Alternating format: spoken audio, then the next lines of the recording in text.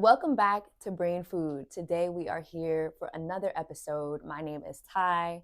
I'll be your host, and I have the pleasure of being here with Nicola Pierre-Smith, owner of Melanated Women's Health.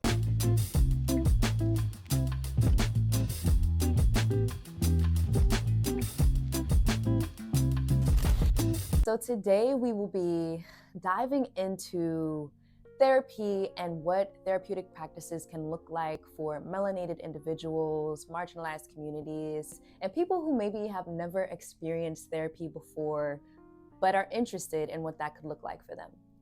So Nicola, can you tell us what inspired you to start Melanated Women's Health? Why did you begin this practice?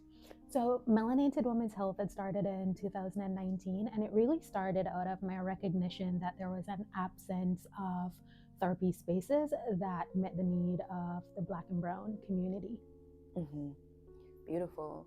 And in that sense of traditional therapy and what that might look like, what are some things that you noticed weren't being met in those traditional therapy spaces, and how did you seek to meet those needs? Yeah. So if every therapist is being honest with themselves, we're acknowledging that we learned psychotherapy, which is traditional talk therapy, from a white clinical dominant lens.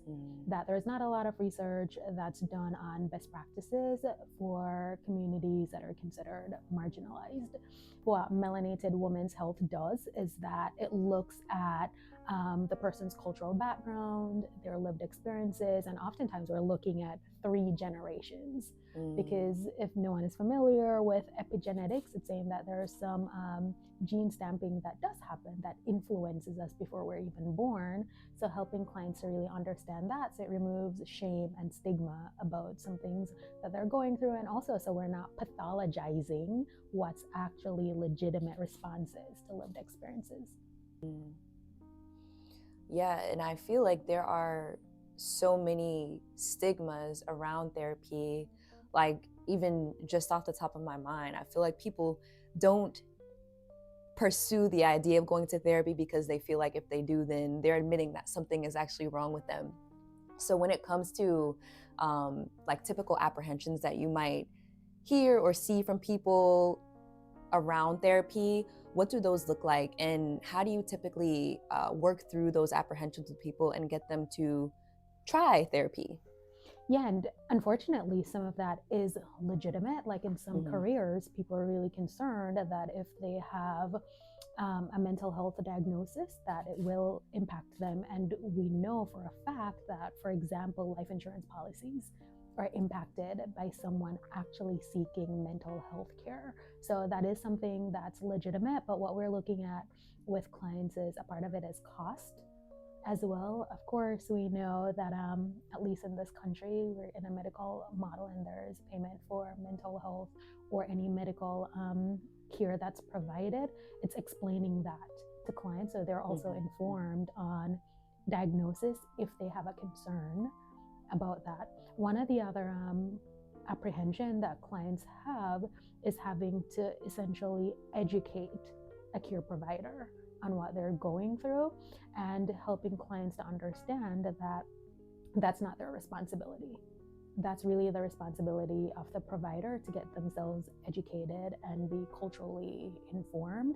So addressing that in therapy, one of the other blocks to therapy is cost, even beyond insurance. Some people are underinsured in that they may not be able to afford their deductibles or their copays. So at our practice, we're constantly giving resources on what's available. So for example, in Pennsylvania, something that's available is the Victims Compensation Assistance Program, that it provides thousands of dollars for services to people who have experienced a crime in Pennsylvania. So we're giving information on that.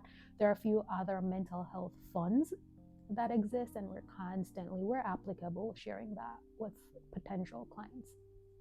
Yeah, amazing. It was really good to hear you talk more about those resources at the event that we just partnered with you on, Echoes and Healing. Yeah, that's a great event. It was, and it's so cool to see therapeutic resources being brought into spaces like that, and then just like the conversation being accessible in a more communal environment.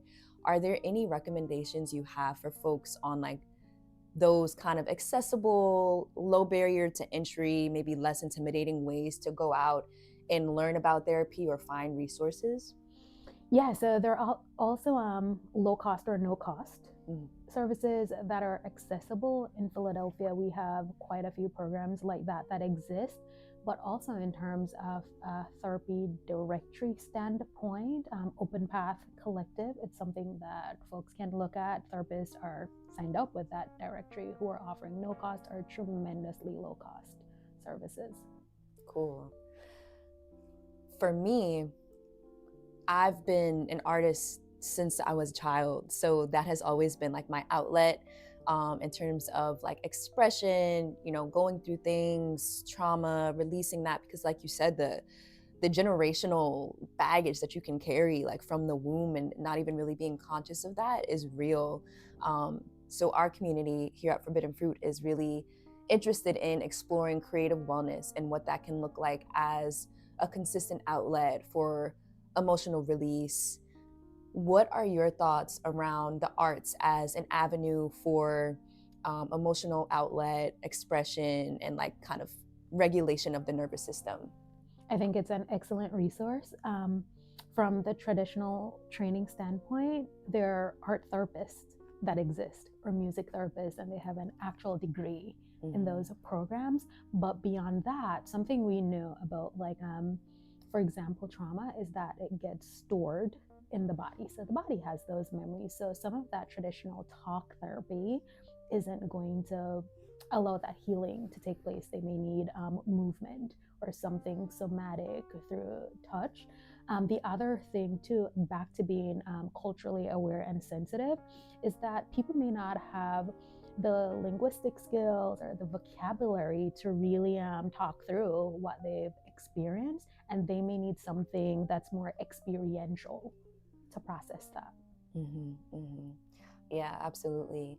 It's a cool, like, a very universal way, I feel, to get people to align their mind and body, like movement practices or art practices, because everybody explores them as a child. You color, you know, so it's like it kind of brings you back to that inner child place before the trauma and the learned ways of coexisting and the conditioned, you know, thought processes come to be. So I really enjoy art for that reason. I feel like it drops me back into that space of the inner child. Yeah, and even through art, it's a part of like lowering your guard and being vulnerable with yourself, and that it's not about perfection. It's what comes out of the artistic process. Yeah. You mentioned something earlier, Okay. and I'm like, ever since you mentioned it, I've been interested because it's been helpful for me, I won't lie. But yeah, there is a massive trend just around AI right now and the different AI tools, softwares, websites that are accessible for everybody. What are your thoughts around that, and how do you see like AI influencing how people access therapy? Yeah. So I think what we praise with AI is the convenience of it, is that it's accessible, it's there 24/7 in this modernized age that we live in. However, it's losing relational contact and attachment. And we know that healing occurs through relationships. Yeah, absolutely. It's so interesting because that, like, eye to eye, heart to heart connection is so valuable. And then, like, on one end, you also have people that don't want that, and that, like, even for myself, certain relatives, I'm like, have you tried talking to the AI? Like, might help you out. So I definitely feel like there's like a middle ground. Like, of course, it's not professional diagnostics or anything like that, but I do feel for certain people, it can kind of just maybe get you out of your head or even get you into the mindset of being open to talking with people more about these things. Because the AI can be oddly empathetic which you wouldn't expect. So yeah. And it's something for folks to realize what's their purpose in using that, because the AI is also a mirror. Like, is it essentially mirroring back your own thoughts to you in a validating and affirming way, but that's not getting you to get past maybe some patterns that aren't really helpful for you. Yeah, facts. So with AI, you mentioned like the convenience and just like that speed of being able to access things right at your fingertips, answers to questions that maybe have been burdening you or rattling your brain for a while. So in that, oh, go ahead. I was going to say, if you think about that too, it's not how relationships work. Yeah. That people will not be accessible 24/7. Yeah. And what are you doing to regulate yourself and to manage those impulses? Are you soothing yourself in the absence of another person or entity?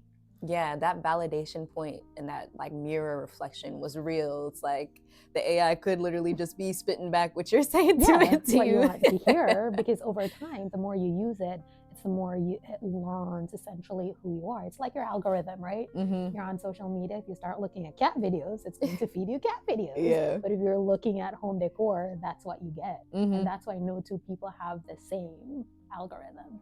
Right. Similar to AI. Well, cool. In the spirit of AI and just the speed at which it works, I would love to transition into a rapid fire question segment. I'm ready for it. Start the music, Chris. Okay, cool. So I have 6 rapid fire questions for you, and you just say, like that therapy practice, the first thing that comes to mind. Okay. All right. Early bird or night owl? Neither. Oh, you balanced. Yeah, neither. Okay. We need the regimen.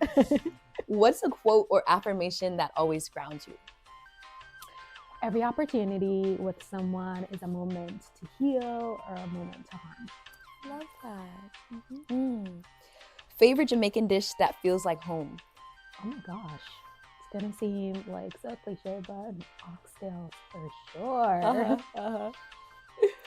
If you could host a therapy session anywhere in the world, where would it be? I'd want that to be, I'd say, Jamaica. There's something about doing that at home.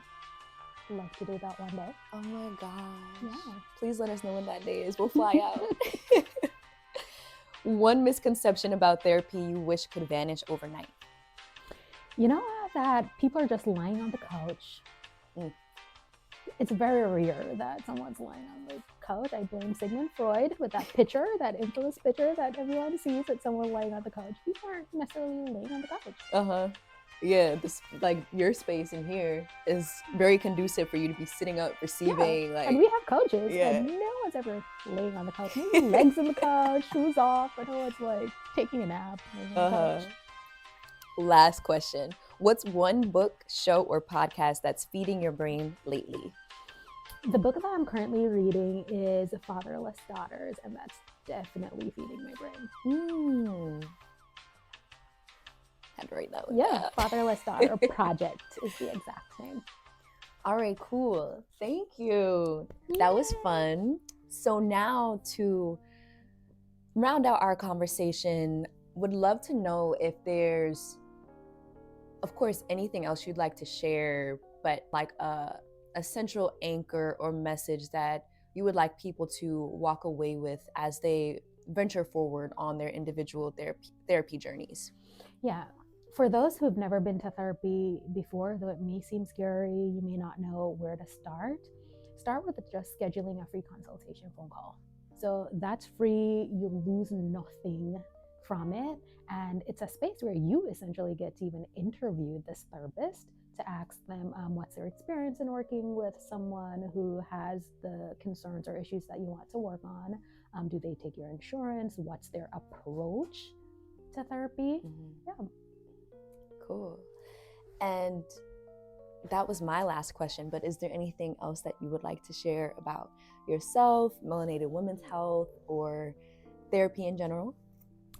Something I'll share with the practice is we have a team of competent staff who speak multiple languages that are representative of the community in Philadelphia that we serve. Beautiful. And where can people find you, learn more? How can they book their consultation with you? Tell us. Yeah, so they can find us on social media at Melanated Women's Health LLC, me directly. They can find me at Melanated Women's Health on all platforms. In terms of getting in contact or scheduling a free 99 consultation phone call, they can do that on the website at www.melanatedwomenshealth.com. Amazing. Thank you so much, Nicola. This Thank you was for having me. beautiful. Thank you for being with us. We hope that you watching feel more empowered and more knowledgeable around therapy and the resources that are available to you. This has been Brain Food. My name is Ty. Thank you for tuning in, and we will catch you on the next one.